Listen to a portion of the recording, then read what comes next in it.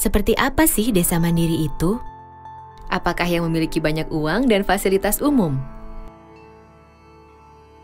Seharusnya desa mandiri itu adalah desa yang bisa memenuhi kebutuhan akan sarana prasarana dasar dan bisa mensejahterakan masyarakatnya. Misalnya masyarakat membutuhkan jalan dan jembatan desa yang bagus, atau saluran irigasi yang bisa diandalkan sepanjang tahun. Nah, itu semua nantinya bisa disediakan dan dikelola oleh desa sendiri loh.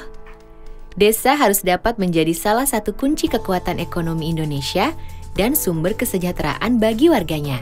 Baik itu petani, perempuan, masyarakat adat, pemuda-pemudi, anak-anak, kelompok penyandang cacat, dan kelompok masyarakat terasing tanpa kecuali.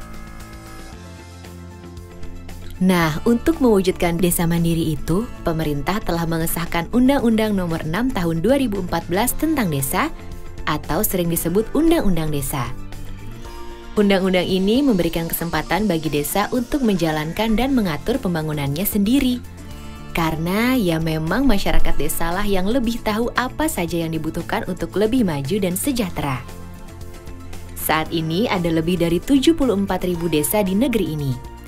Jadi bayangkan seperti apa pengaruhnya bagi perekonomian Indonesia jika semua desa tersebut bisa menjadi desa yang maju dan sejahtera. Karena itu, pembangunan desa menjadi bagian penting dalam Undang-Undang Desa. Untuk itu, semua program pembangunan desa harus direncanakan oleh pemerintah desa bersama-sama dengan Badan Permusyawaratan Desa atau BPD dan masyarakat desa. Program-program ini harus dimusyawarahkan agar sesuai dengan kebutuhan masyarakat.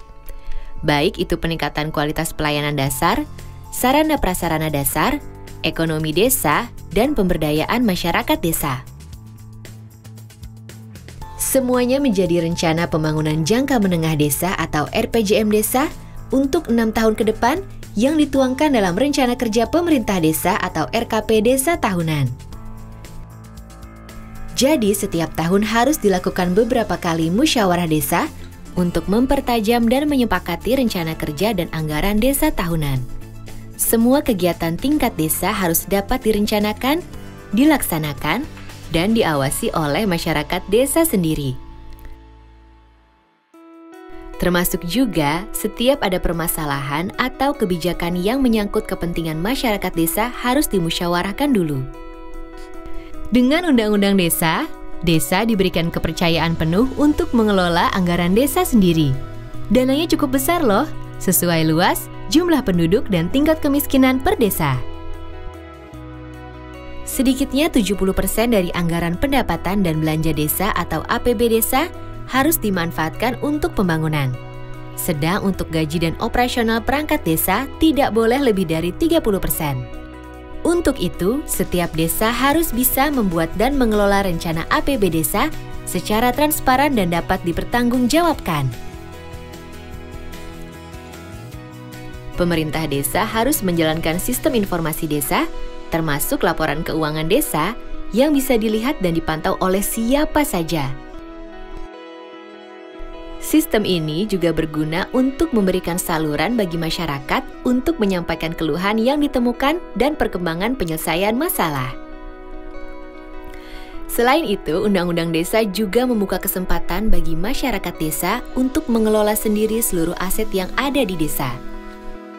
Kemudian, untuk meningkatkan pendapatan desa, desa dapat mendirikan badan usaha milik desa atau disebut BUM desa.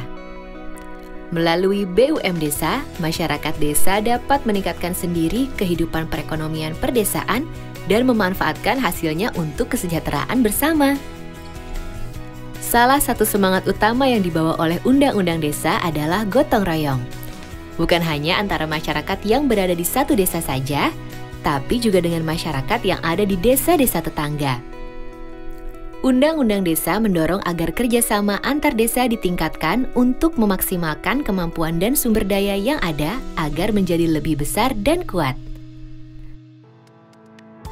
Misalnya, pengembangan usaha bersama, kerjasama di pengelolaan lingkungan dan sumber daya alam, kegiatan pemberdayaan masyarakat, sampai dengan pengembangan kawasan perdesaan yang menggabungkan kemampuan dan aset desa-desa untuk mencapai kesejahteraan bersama. Untuk itu, Badan Kerjasama Antar Desa atau BKAD dapat didirikan atau ditingkatkan peran dan lingkupnya. Di samping itu, Undang-Undang Desa juga menekankan pentingnya peran lembaga kemasyarakatan desa untuk membangkitkan partisipasi semua masyarakat desa. Lembaga kemasyarakatan desa berperan sebagai mitra pemerintah desa dalam mengelola semua kegiatan pembangunan dan pemberdayaan desa, serta penggunaan dana desa secara bersama-sama. Dalam pelaksanaan pembangunan, setiap desa akan didampingi oleh pendamping desa. Pendamping desa akan membantu memastikan kualitas pembangunan desa sesuai harapan, termasuk kualitas pemberdayaan manusianya. Jadi, Undang-Undang Desa hadir untuk menguatkan identitas dan jati diri desa, serta memberikan kesempatan seluas-luasnya bagi desa untuk mengatur dan mengelola pembangunannya sendiri untuk lebih maju dan sejahtera. Dengan peran dan dukungan semua pihak sesuai bidangnya masing-masing, tentunya desa mandiri akan segera terwujud.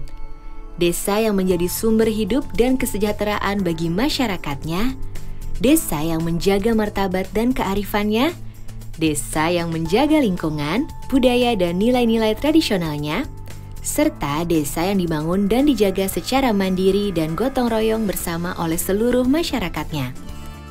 Jadi, ayo kita semua bersama-sama dukung Undang-Undang Desa.